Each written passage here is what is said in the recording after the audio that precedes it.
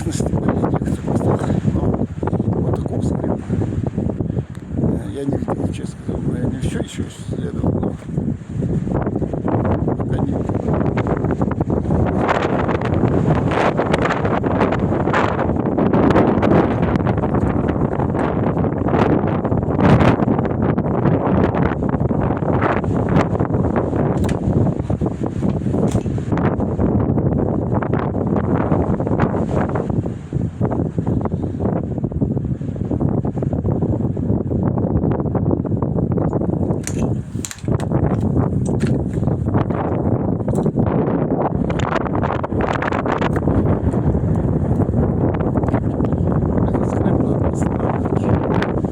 Очень интересный склеп.